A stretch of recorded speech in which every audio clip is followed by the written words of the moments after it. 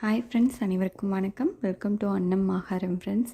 நம்ம இன்றைக்கி சிம்பிளான லஞ்ச் காம்போ ரெசிபி தாங்க பார்க்க போகிறோம். அரிசியும் பருப்பு சாதமும் முட்டை பொரியலும் டக்குன்னு செஞ்சிடலாங்க.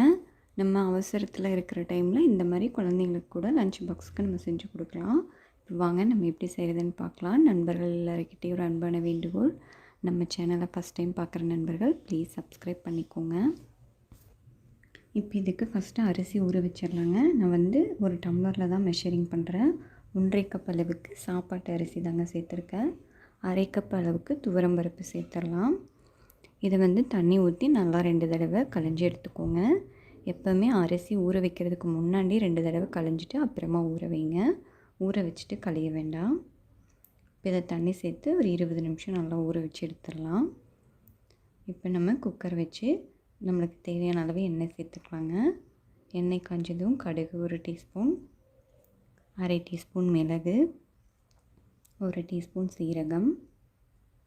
இது நல்லா பொரிஞ்சதும் ஒரு 15 சின்ன வெங்காயம் எடுத்து வச்சுருக்கேன், அதையும் சேர்த்துடலாம். ஒரு 10 பல் பூண்டு சேர்த்துக்கோங்க. உங்கள் காரத்துக்கு தகுந்த மாதிரி பச்சை மிளகாய் கீரி சேர்த்துக்கோங்க. வரமிளகாயும் சேர்த்துக்கலாங்க. 2 சேர்க்கும்போது இதோட ஃப்ளேவர் ரொம்ப நல்லாயிருக்கும். இப்போ ஒரு கொத்து கறிவேப்பிலை சேர்த்து இதை நல்லா வதக்கி எடுத்துடலாம். வெங்காயம் வதங்குறதுக்குள்ளே மீடியம் சைஸ் 3 தக்காளி எடுத்து வச்சுருக்கேங்க. இப்போ அதை நல்லா கட் பண்ணி எடுத்துடலாம். இப்போ பாருங்கள், வெங்காயம் நல்லா வதங்கிருச்சு. இப்போ நம்ம தக்காளி சேர்த்துடலாங்க. தக்காளி நல்லா வதங்குறதுக்கு உப்பு சேர்த்துட்டோம்னா சீக்கிரமாக வதங்கி வந்துடும். இப்போ இதையும் நல்லா குழைவாக வதக்கி எடுத்துடலாம். பாருங்கள், நல்லா குழைவாக வதங்கி வந்துருச்சு. இப்போ இது கூடவே 1/2 டீஸ்பூன் அளவுக்கு மஞ்சள் பொடி, உங்கள் காரத்துக்கு தகுந்த மாதிரி மிளகாய் பொடி சேர்த்துக்கோங்க. மிளகாய் பொடி ஃப்ளேவர் சேர்க்கும்போது இது ரொம்ப நல்லாயிருக்கும். இதையும் பச்சை வாசனை போகிற வரைக்கும் நல்லா வதக்கி எடுத்துக்கோங்க. இப்போ நம்ம 2 கப் அளவுக்கு தண்ணி சேர்த்துடலாம். நீங்கள் நார்மலாக உங்கள் வீட்டு சாப்பாட்டு அளவு எந்த அளவு சேர்ப்பீங்களோ அந்தளவு சேர்த்துக்கலாம். இப்போ நம்ம அரிசி இது கூட சேர்த்துடலாங்க. அரிசி நல்லா ஊறி வந்துருச்சு. இப்போ இதுக்கு தேவையான அளவு உப்பு சேர்த்துக்கோங்க. இப்போ இதை நல்லா கலந்து விட்டு நம்ம மூடி போட்டு மூடி வச்சிடலாங்க. நான் 5 விசில் விட்டு எடுத்தேன். நீங்கள் நார்மலாக உங்கள் வீட்டு அரிசிக்கு எத்தனை விசில் விட்டு எடுப்பீங்களோ அந்தளவுக்கு விசில் விட்டு எடுத்துக்கோங்க.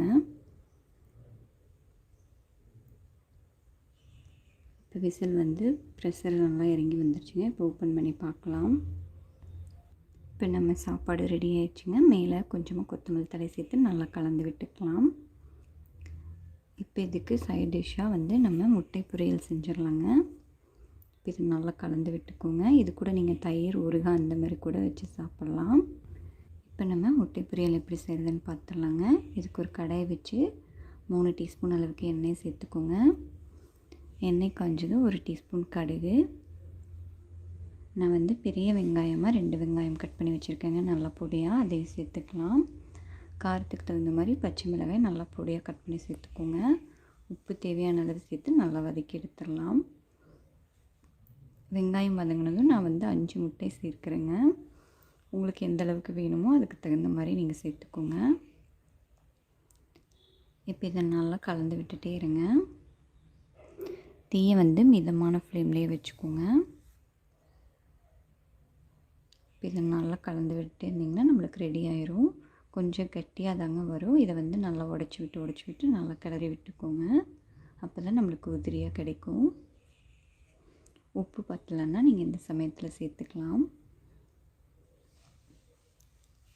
பாருங்கள், நம்ம முட்டை பொரியலும் ரெடி ஆயிடுச்சு. கண்டிப்பாக இதே மாதிரி நீங்களும் ஒரு தடவை வீட்டில் ட்ரை பண்ணி பார்த்துட்டு இப்படி இருந்துச்சுன்னு உங்கள் கமெண்ட் செக்ஷனில் சொல்லுங்கள்.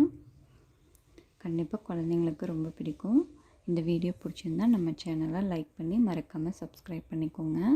உங்கள் ஃப்ரெண்ட்ஸ் அண்ட் ஃபேமிலி மெம்பர்ஸ் கூடயும் ஷேர் பண்ணுங்கள். வீடியோ பார்த்த அனைவருக்கும் நன்றி.